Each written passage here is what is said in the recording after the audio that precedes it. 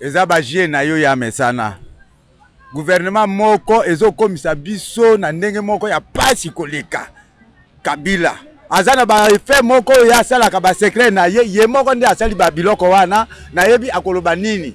Biso peuple tosi to baye ye solution ezali susu pona biso il faut kaka akende tozana confiance na ye ata mukete po ye azo me biso ba désordre belé na Kasai asali insécurité awa na capitale insécurité ekoti. Est-ce que Kabila ngo aleki Nzambe même diable akomi kofunda ye pa ya Nzambe ke petit Kabila na Congo longola ye diable akomi kofunda ye. OK. JB Service, il y a José Baïla. Oui, bonjour papa. Allez, comment t'as réussi? Landang la bureau alors. Ngane Mukolo agence José Baïla, agence César basée à Rennes. Tous les voyages, ceux qui biloko comme Ninga Mona ya kapuna kabula biloko ba dériver à lebelete quoi. José Baïla, JB Service, Europe Mobimba, atie biloko pa na yo.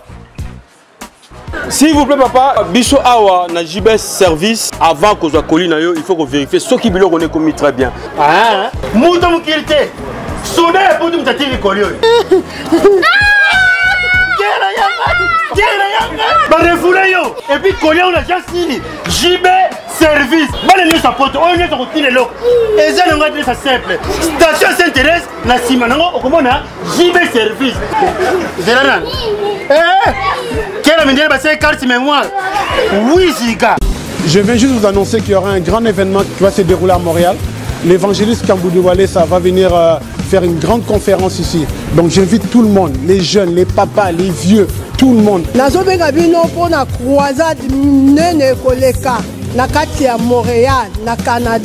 Venez, parce que ça sera un temps de guérison, un temps de miracle. Vous qui avez des problèmes, vous qui, je ne sais pas quelle situation vous avez actuellement, venez. Problème songolo pakala maladie songolo oh kendo hôpital et moi nakateyaka pour le boko la Nzambe za moku c'était pour na kobikisa. L'adresse ça sera au 6700 rue Transcanadienne Montréal Québec à l'hôtel Odeli. Mokolo wana ezali le 7 le 8 le 9 juillet boya broza décité. Pour toute réservation pour les chambres d'hôtel, nous avons 3 hôtels à vous proposer. Le Holiday Inn, lieu où se déroulera la convention. Pour toute réservation de chambre, composez le 1-877-660-85-50. Mentionnez le groupe Les Amis de Walesa. Le Comfort Inn en composant également le 1-800-267-38-37 en mentionnant le groupe Les Amis de Walesa. Et le 3e hôtel, Quality Suite, en composant le 1-800-267-38-37 et vous mentionnez le numéro de groupe 28 24 789. Avec l'évangéliste Kamboudou Wale, vous allez avoir la solution. Ici, Antonio Cavavi à Montréal. Charisme. Charisme. Charisme. Aujourd'hui, Maxi Bien-être est reconnu comme la solution idéale au sein des couples. Dites au revoir au maux de dos et à la fatigue physique. Vous procure une force physique permanente. Chaque soir, célébrez joyeusement votre amour avec votre alter ego comme au premier jour. Peut aussi être utilisé comme une solution indéniable aux problèmes d'hémorroïdes. Ouvrez la boîte Maxi Bien-être. À l'intérieur, 6 sachets portant le logo Maxi. Ouvrez le sachet par le bord, versez le contenu du sachet dans un verre d'eau tiède, mélangez avec une cuillère et c'est tout. Pour vous procurer Maxi Bien-être, c'est facile. Appelez au numéro 00 33 78 220 12 51 et 00 33 14 16 77 751. Allez sur le www.maxibienêtre.com pour trouver un revendeur agréé près de chez vous. Raph Ngindou, le présentateur la force créative Congo Promo. Ça la force militaire na Congo Promo. Et faites comme moi, allez voir Congo Promo tv5.com. Donc au nom de Jésus-Christ, nous bénissons le Congo Promo.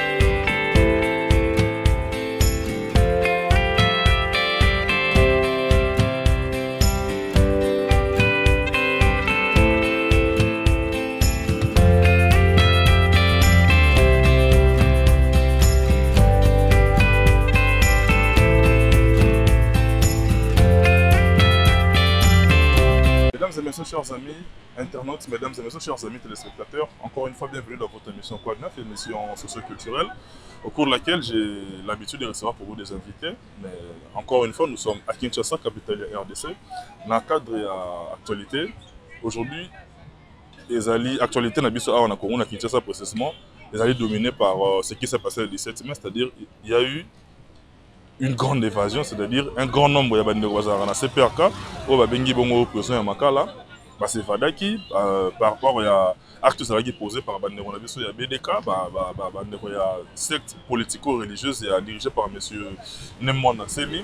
Il y a ce qu'il y a eu, les éléments ont sauté, moi tout compte dans les détails les plus profonds ils étaient.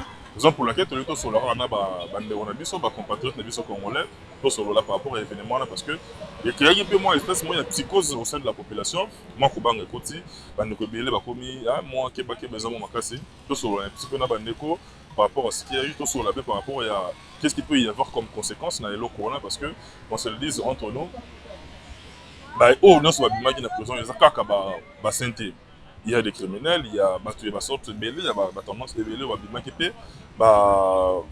ils ont qui ne viennent ils ont qui ne alors moi je ne voudrais pas trop prendre la parole, la place à Bandeko Moussoussou, Motunamotu, à émettre opinion, Motunamotu, à faire ça, avis par rapport à l'eau parce que je n'ai pas de Bandeko, et tout le monde qui n'a pas le 17 mai, première réaction, c'est la peur, la psychose, mais le quand même, la vie a repris son cours normal. Il y a un peu de solo là. Donc, il y a un petit peu de solo. Il y a un choc d'idée, j'ai la lumière. Grand merci à Cédric Mampal et Ngalamoulou, Bakama derrière la caméra, héros dans l'homme spiritualiste. Grand merci à notre cordon, Timothée Saint-Piana. Grand merci également à vous, monsieur Raf Ngendou, le numéro 1 autorité morale et système de Congo Commun. Merci beaucoup de la confiance à eux. Fridamo le Canada, Fridamo le Café d'Aos Nderonangai, merci beaucoup na Bolimo Pesa pour na Bison Ndeko, merci beaucoup Fridamo le Canada et puis na Bana, Féroce Nevemba mona maman Rose na Lewison men na frontière wana, merci. To solo na Bandeko, Boyoka, Oboza Libanda, to mettre un petit peu ko solo là pour comprendre qu'est-ce qui s'est réellement passé et puis tozo kende wapi, comment évolue le pays. Vous avez ma précision, je vous dis à tout de suite. Mesdames et messieurs, nous notre annonce na biso que le 17 c'est le monde qui na Kinshasa les aïe firi bato bakindaki misala te oh papa na biso motete là mote nano papa mote na le 17 mai tozalaki na pongi na tongo tolamuki tomoni événement moko ebimi na prison Makala babuki prison Makala bato babimi bato bakufaki ebele bakimi plus de 4000 personnes bakimi. Le bilan officiel, il y a une centaine, bilan on irait, moi doute, doute elle fait à la ponanini, bango bomba kamakambo nyoso et salimaka awa. Le la bazana gouvernement ya bango ya lokuta toujours bazala kaka lokuta. Omoni tolembi makambo oyo ezobima na mboka oyo. Azotia insécurité awa na kati ya capitale pourquoi? Abandako atiaki na Kasai. Alongwe na Kasai ati lisusu awa. Na capitale eloko moko tozomona clair na Kabila ezate biso kutu ngana linga koyoka kombo ana ata na mato lisusu te papa na biso ya mutete la ezamba liboso te to ya mbayo so bandeko ba olanda ba yebike to yaka awa souvent to sololara aza na tribunal te aba ba samba te ça dit le Congo nous appartient à nous tous so que lo moko ezali to sololara de manière à ce que ba o baza libanda surtout ya mboka ba comprendre la situation n'enzo évoluer à sur place à pays. Na tse bora pona kitisoka mamuke po ressentir yo bandi déjà likolo makasi po kisara mamute mamuke ota la caméra pour s'exprimer pour bandi ba libanda ba comprendre to lamuki le 17 na o to kutana ginango etimbilinga mbilinga comment prison ya munene le la prison centrale ya awa ezala aussi facilement o esalamaki esalamane esalamaki bo ezaba jie na yo ya mesana gouvernement moko ezokomisa biso na ndenge moko ya pasi koleka Kabila azana ba effet moko ya sala ka ba secret na ye moko nde asali ba biloko wana na yebi akoloba nini biso peuple tosi to baye solution ezali susu pona biso il faut kaka akende tozana confiance na ye ata mukete po ye azomela biso ba désordre belé na Kasai asali insécurité awa na capitale insécurité ekoti est-ce que Kabila ngo aleki Nzambe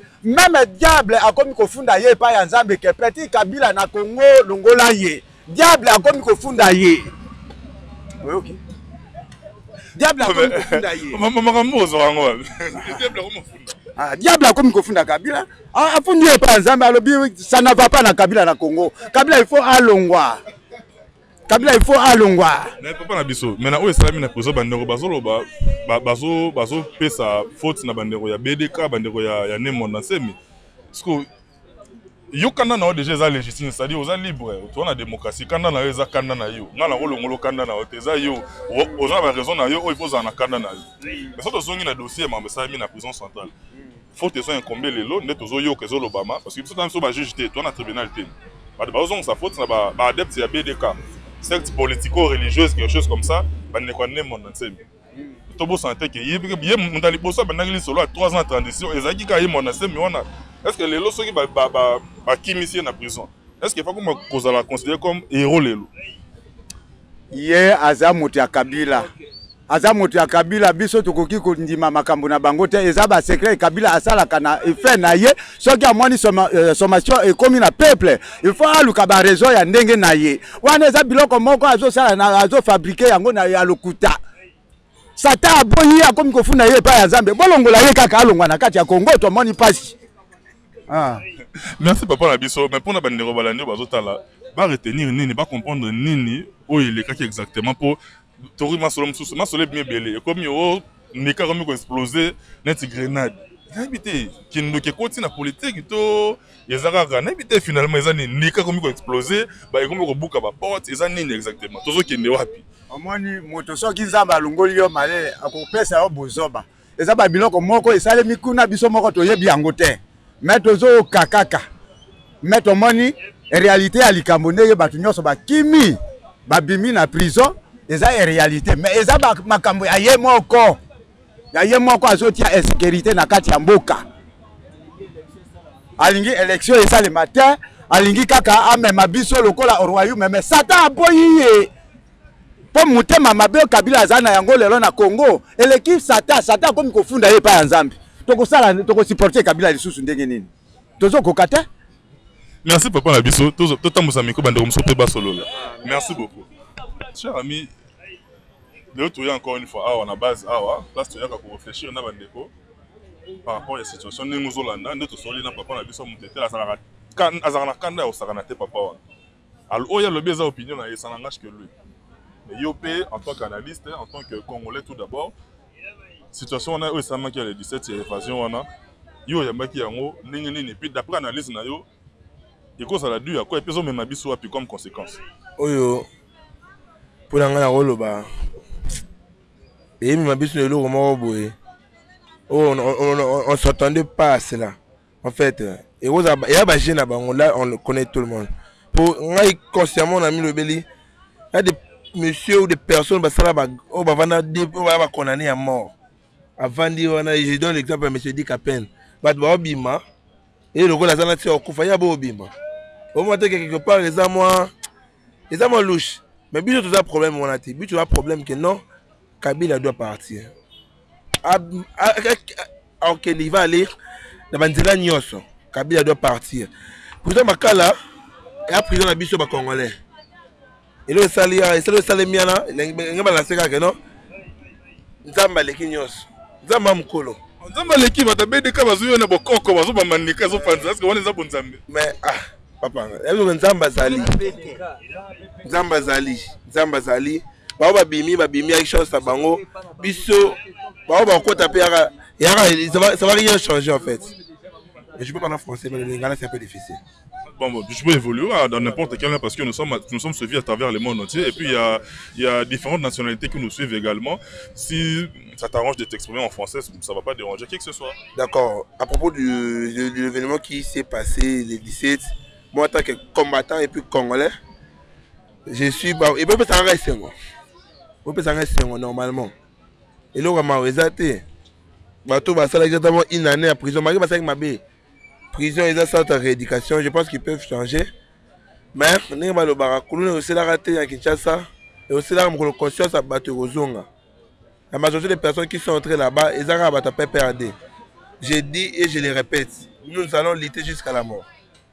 Mais avant même cela, la veille, quand il y a Magambouana, tout le monde qui investissement et gouvernement qui va en assemblée, tout le monde qui va vous là, va siffler, bêta qui dans le moment, la chaîne nationale, s'il vous plaît, vous avez suivi à travers le monde entier. Un tel scénario, inspiré net Yonin. Un tel scénario, ça n'inspire rien parce que c'est un scénario là, comment je pourrais dire, on a innové cela, on a corrompu les gens avec les polos, avec de l'argent pour venir massivement. Et il s'est dit après non, on a soutenu le Premier ministre. Mais tout le monde a dit, il y a tout le monde a dit investissement, il y a Macron, et ça qui de manière responsable, tout le monde Macron ailleurs, solo normal, il fallait ça là, allez. Là, Hollande a accueilli Macron à côté. Tout le monde a ni drapeau, il y a bango, il y a parti na bango. Tout le monde a ni bani, ni babado autour de là pour faire des boucans et tout. Mais pourquoi ça doit y avoir Congo, dans un moment aussi important bongo, pour vous on a seul mot du genre, siffler, on irait collation, bloc, on a vacar, mais on en tout cas. En fait, c'est pour te dire, Tokomi Wapi, comme disent Kino, hein, Tokomi Wapi. Nous sommes dans une nation, comme on dit en français, dans la nation Morobo et Oyo, tout est permis. Mais bientôt, on ne sait quand le jour, ni l'heure, nous avons misé, comme disait Macron, nous avons caca. Alors nous sommes là, on s'accroche malgré tout. Donc d'après le dossier, on a évasion, on a Marambo, il y a investissement, il y a un nouveau gouvernement, ils en ont un événement. Mais le gouvernement n'y est bimi. Ils ont violé l'accord, ils ont violé l'article. Voilà, bon, ça, les gens ont un scénario. Les jours qui viennent, vous allez comprendre, vous allez voir. Les gens où le peuple sont entrés, comment je pourrais dire, les gens où le peuple sont entrés de mettre le coup de pouce. Bateau peuple est soutenu, il y a mémoire Félix Tshisekedi, à sa mémoire, il y a 10e, il y a eu des personnes qui voyaient. Moi je suis jeune, je soutiens des rassemblements, je suis congolais aussi. Voilà pourquoi je suis venu, j'analyse la politique. En même temps, je suis vraiment furieux parce que nous les jeunes, nous souffrons énormément. Aujourd'hui, je parle un bon français parce que mes parents m'ont scolarisé. Mais de ces jeunes, et puis nous disons que non, nous sommes dans un pays, je ne sais pas comment. Tout le monde a passé. Alors, pour passer sous cas, toute chose a une fin. Les camions sont en souka. Je te remercie. Merci beaucoup, cher ami. Pour faire circuler le micro, nous avons des sur la vie. Nous avons poussé. Yo par exemple les bossoté. Je crois que bandeko va tala ba bien longi oyo. Et vous attendez trois informations na yo intervenir. Là c'est bien sûr personnellement toi Sara et ma intervention na yo. Mais par rapport à la situation de tout monde, il y a le 16, c'est-à-dire le 16 mai, il y a un investissement, il y a un nouveau gouvernement, tout ça. Là, il y a une ambition, depuis ce que vous allez utopie, ce que vous avez démagogie, pour mettre biso, ou pour mettre qui on a. Là, il y a des détails dans le moto. Tout le monde, le 17, tout le monde a analyse les news. Bon, merci. D'abord, merci beaucoup pour la parole. Analyse personnellement. Comme banana, nous avons investiture, il y a monsieur Tibala dans le Parlement. Yo moko constaté que c'est de l'irresponsabilité, c'est de la démagogie dans la RDC. Parce que les politiques, on dit même que devant la chaîne nationale comme la RTNC, les députés ont sifflé, tout le monde a un match. Mais les députés ont devant un palais du peuple, devant la chaîne nationale, la chaîne au bataille monde entier. Il y a une irresponsabilité des politiciens à Bisso. Parce que c'est la politique pour l'intérêt du peuple. Ce n'est pas pour l'intérêt personnel ou bien intérêt individuel. Non. On a Bisso Tozo Boyango. Et Dédé, un événement qui s'est passé le 17, personnellement, nazo sepela mingi parce que tant que le baraké gouvernement ya Kabila les gouvernement ya ba irresponsable, insécurité totale parce que tant aux autres la prison centrale ya Makala, prison numéro 1 ya République démocratique du Congo et prison on a qu'il arrive des gens batoubaye to éviter de sans nini ya batouana et il arrive ya kobuka prison centrale pour na obimisa ba détenu ba prisonnier nyonso na kati wana. Vraiment est-ce que vraiment dans un pays responsable. Par moi on a Paris qui non attentat et côté président de la République à se prononcer avant les 48 heures. Mais yo moko constatant irresponsabilité azo yebate akoloba nini akolobandela wapi voilà to koyoka lelo lisusu ke non na Kasangulu ba prisonnier mususu ba babimi donc tout ezo lakisa irresponsable lelo to la mongi bien information wana na Kasangulu même scène où Salamagi a Salam pe na Kasangulu naza pe na ba message mususu j'ai vu sur internet bandeko ya BDK basali message officiel balobi ce n'est que le début ba osala yango partout ba koleka tozo kende wapi siko pour établir la responsabilité parce que charge peut y à l'État, il faut des gouvernements c'est-à-dire pour sécuriser batona ba bien na bango. Toujours qui est wapi. Alors, yango anande omoni biso peuple parce que tolobaka ngo avant, tolobaka que ce n'est pas un gouvernement responsable. Gouvernement oyo, oyebi combien de fois bazo boma batona Kasai, bazo kata bango mitu. Et voir même na S, bazo kata batu mitu bana mike ba mikolo, mais batu ba conscience na biso mona ba marche à chaque fois. Toujours ça la marche, toujours revendiquer comme sa communauté internationale peut nous soutenir parce que biso toza maboko vide. Toujours bundana bato bazana minduki. So bimi on revendiquer cause ezagis au mona bato na bayena manduki ba beti biso ba bombi biso. Alors makambo ezo se passer wana et interpeller peu conscience la communauté internationale pour bandenge ni ko intervenir pour na kana biso. Voilà ndeko nanga auteur mon prédécesseur auteur loba awa. C'est biso que nous les jeunes en RDC. Ba jeune bazo souffrir makas. Muto aussi il s'aboye, tu es un diplômé d'État. Mais Moussala Kosala Bandelo wapi. Il faut avoir des frères, bande kokuna, basala ba recommandation. Système à parapluie. Pour ça Moussala, il faut avoir de Batumoko boye, basala ba recommandation. Non, ce n'est pas. But d'abord, il y a un État responsable, c'est créer d'abord des emplois. Tout le monde Donald Trump, dans un 3 mois, a créé autant d'emplois, 5000 emplois. Mouni mec, mouto bon so a sali 5 ans, on crée combien? Mais ndeko na biso oyo to ben. Oyo so qui soit disant président oyo. A sali combien d'années na mboka oyo? 17 ans yango. Boye bisa misala nino a sali na mboko.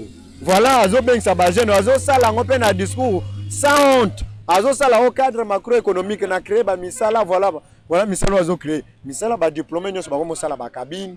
Zomona misalo komi na Congo ya ngwana aussi lisiso beti ba kopo zina yo moto voire même des licenciés bazo salango mais azota la mémoire na ngana pe na posa na bala un certain jour na bala pe na ça bon le billet na versement moto bala mukone kasi ngwana ndio moni ba jeune basuki o cha vindenge ni no kendo yebisa mama sale lonine mama paye lo minerval au ici mais c'est à toi maintenant de créer ta vie si on créer vie ndenge ni Yangwana nous mona ba jeune belé ba komi ba colonel voilà un état irresponsable mais l'état musala liboso ba bengaka état d'abord priorité à l'état c'est la sécurité impôt tozo futa du jour matin midi soir to futa ka onsi ba de impôt na biso ba somba ba teni ba botine ba futa ba militaire bien pour biso peuple tous à la sécurité mais les autres se retrouver en insécurité faut toi na to chama irresponsabilité ya gouvernement. Irresponsabilité de Tozo Loba que la communauté internationale peut venir au secours du peuple congolais. Parce que biso de Tozo Nazo et Biso Boy, Moni Bande Nyonso, matin midi soir, Tozo Salaba analyse comment Togo Benga na tipo na pouvoir. Analyse na biso de mona Moni ba papa o Nyonso na ba jeune netoye awa. Mission na biso za to sala ba analyse ndenge ni Togo Benga na mutu oyo. Parce que le lovi na biso d'ici là, on qui déjà bazo préparer calcul na bango basali ce référendum. Mais biso déjà moni bien que tango toyo qui déjà makamwa na bazongi sango vraiment et puis si biso kanda makasi. Tozo c'est la bango le jour J. Otoyeba makasi nini o bango bazala nango po ba le donc eloko bazoko le bowana référendum. Oui, toyebite. Nous ne sommes pas gouvernés. Pamba, mais problème était, mais comme le référendum.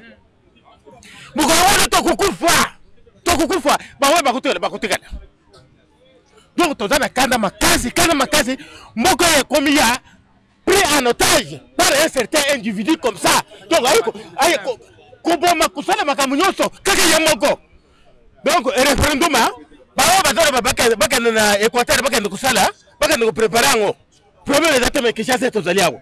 Ekoleka te. Tokokufa mukolo wana. Parce que boyete toleki donc tozana souffrance moko.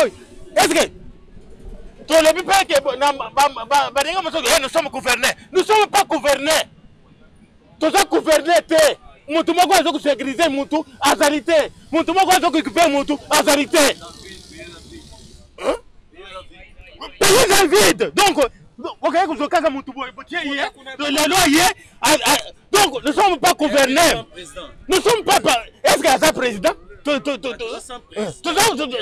président assemblée pesate donc il y a un tout le baquet pas de qu'on a une autre mon collègue va coller bien parce que oh tout le référendum ouais toi comment on a bango et puis va sentir peuple congolais azali tout le monde a makasi bana na biso baza kotanga te bana biso baza kotanga te mais tout na ba tout le bango ngole ya référendum wana boyete donc bande ko yo peut-être communauté internationale oy basunga kabatu bato oyo basonga kabatu communauté internationale boya ko sunga biso boya ko songa biso boya ko tunga biso tozala pesa azako boma butu moyi boya ko songa biso boya ko songa biso. Merci papa. Tout le monde connaît les makasi. On est requitté ça moi mutema. Je crois bandeko balandi. Vous comprendre mon amour azos s'exprimer selon nature naie, selon émotion naie. Ne papa s'exprimer ça ou ça quand il exprimer yango. Donc beaucoup besoin on n'est pas bien. Vous comprendre dans quelle situation toujours vivre à en Congo. Mais pendant ce on a des reporters qui est déjà vers la fin de l'intervention na yo. Donc d'après yo investiture les 16 ou il y a un nouveau gouvernement. Na o esala maki 17 ils ont un non événement et puis ils ont et l'autre côté. Oui, effectivement, ils ont un non événement parce que il y a un ébiso que na Congo ezalaka politique c'est la démagogie. Donc bango ba transformer politique ya Congo et comme démagogie, il faut y a un mensonge oko sake Bruno Tshibalaza mutu ya rassemblement po azwa moi équilibre moko boyim. Yango nde omoni biso tolobi ke investiture ya Bruno Tshibala. Oh nani makambo évasion ya prison ya Makala eza non événement na peuple congolais neti évasion ya Makala biso peuple tondimi yango tolobi d'ailleurs pour communauté internationale à comprendre que nous ne sommes pas dans un état et un état responsable priorité à la sécurité impôt taxe biso to futa ba congolais matin midi soir ba futa kango avec priorité d'abord la sécurité. Bafutaka ba policier bafutaka d'abord armée nationale bazala bien payé pour bango ne bakoye bandenge nini ko sécuriser peuple nde omoni ba peuple bazaboyi biso tolala kananda na biso so omoni même na bamboka nyonso izala so omoni policier yo peuple kozala les oyebi bien que moto ya ko sécuriser ngai mais ce n'est pas le cas au Congo so omoni policier yeba bien que oza en face ya voleur moko boya ye lo wa liboso il faut akotsa zela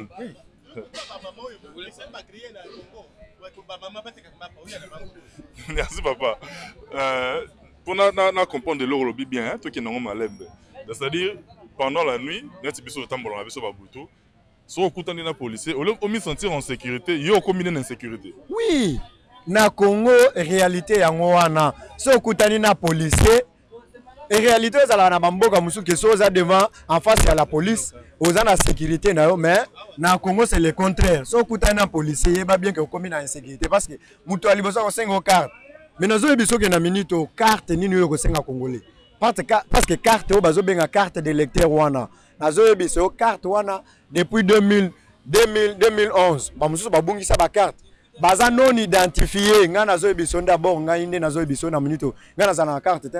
Ngana ke na commune basala nga attestation de perte de pièces bazo senga nga $10 alors que na ebi administration ndenge salama c'est une affaire acte administratif bago ko sala ngo même na 500 francs ya pamba mais bazo senga nga $10 ebi si bango na ko sala ngo te je suis congolais place nyoso ba okanga ngai je suis capable de me défendre mais yango ndozo mona na Congo ba policier ba komi shida na bango ekomi ka carte bande na biso moto bazo souffrir matin midi soir Ceux qui bakuti na moto dès qu'il est 19h et comme chida ba policier. So bakuti na moto petit yo na moyo boya ko memangai na butu a profiter a kangio. Ono na kangio pesanga 30 000 50 000 euros uta wapi pendant que mutu wana d'abord il se sacrifie à sacrifier vie à bana na ye. Alukata un petit rien pour matembelo na alukela bana ta matembele na ndako. Mais yo policier ba futa ka yo na l'état chaque mois. Est-ce que ça faute na biso? Que non tout na l'état on futa ka yo wana. Comme ça yo bisa que non voilà, je suis dans un impayement ou bien salaire besoin futa ka izo ko kate. On revendique pas l'état, mais on est commis sur tracasserie chaque jour contre le peuple. Bande on a besoin de moto, bazo souffrir mabé. Brièvement, na bande konyo so bazali, ba Hollanda biso à travers le monde, va retenir ni exactement la évolution et la situation sur place ici au pays.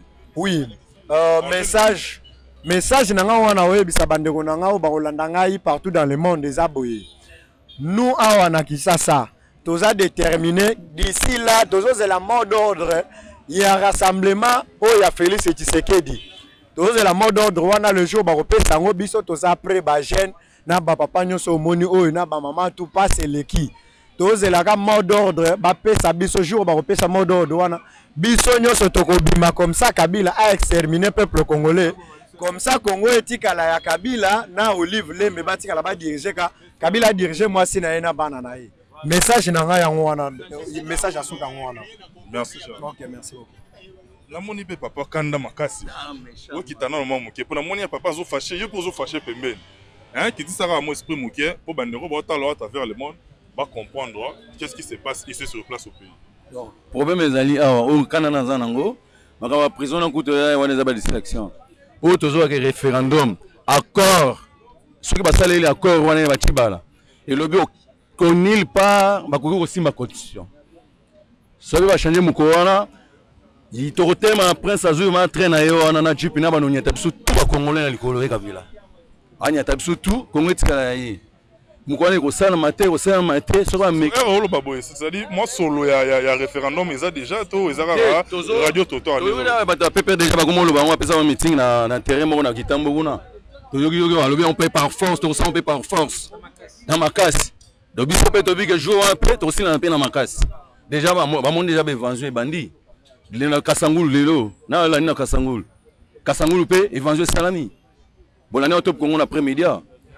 Albumbashi aussi. Mais nouveau gouvernement, parenthèse, nouveau gouvernement Oyo, ils ont investi. Sur investiture, on a payé confiance dans les athées. Papa, sans rassemblement limité, qui bon goût tout zéro. Sans rassemblement limité. Situation à Tétoé Bichi Balati. Oui, il y a un rassemblement. Pour Bandero Bandeko, tout le monde a média lobby. Au lieu plutôt de continuer à tergiverser, nous avons bon massigo pour la décembre élection ça la. Ben à l'heure qui est-ce que dans décembre on a peut comment exactement la élection en Mboka. Président rassemblement tout va bientôt. Papa naé abunaka liboko mongo ya abunda dema boko. Donc nous tous tous na dema boko to bunda nango.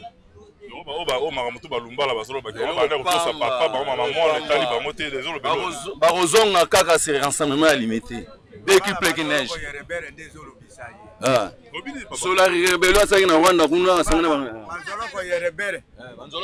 Manzoloko yerebere ndezolo bisaye. Aze étiquette aze loko moko te. Kabila asa bwakisa ye. Aza nisho ni froa. Oyoki, olenga ko ya kosi Kabila police sans rassemblement. Toujours plus d'inclusivité avec rassemblement délimité. Pour rassemblement et salami na idée à ce qu'il dit. Merci papa. En tout cas, nous sommes pratiquement arrivés à la fin. Mesdames, messieurs, vous avez suivi. Vous m'avez émettre opinion par rapport à la situation qui est ici sur place au pays. Je crois qu'il y a eu l'investiture du gouvernement de M. Bruno Tshibala qui investit le 16. Et puis le mercredi 17, on a assisté à une évasion massive, n'est-ce pas, du côté de la province centrale de Maka. Là, c'est PRK à Kinshasa. Makamumi, on a l'élo et ça pour dominer l'actualité dans le Mboka.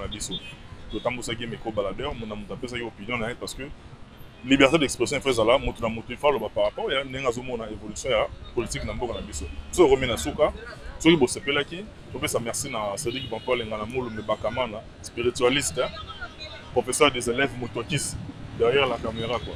Grand merci d'ailleurs pour le travail. Grand merci également à M. Raph Ngino numéro 1 à Nabiso pour la confiance. Grand merci également à M. Timothée Serge Piana, coordonnateur Nabiso, et puis à la commandant Nabiso Christian Moïse Chamboyi. Bien les bonnes choses na et puis na petit Peter ingénieur Peter bamote na bino tout na chambre mobimba artiste bosas komi balé malgré bazo bundisa yo artiste na nga préféré na bi ke o aye c'est mawana yo le rera rapport nga na zamu na mutu na yo quoi artiste na chambre wana bamote na bino tout je vous aime beaucoup. Bon merci à toutes les personnes qui nous écrivent de près ou de loin, on est ensemble quoi. Fred Amo le depuis le Canada, Fred Aosmo le cahier bien sur la ranayo, Féroce Nevemba mon maman Rosa, merci beaucoup pour ma solo na yo, la confiance dans ma conseil na yo, que on a mis na mabo mi balé quoi. On est retour à travers le monde, je vous aime beaucoup. Johanna Marilyn, ma top et ma fille chérie, Mana Kobi Nasuka.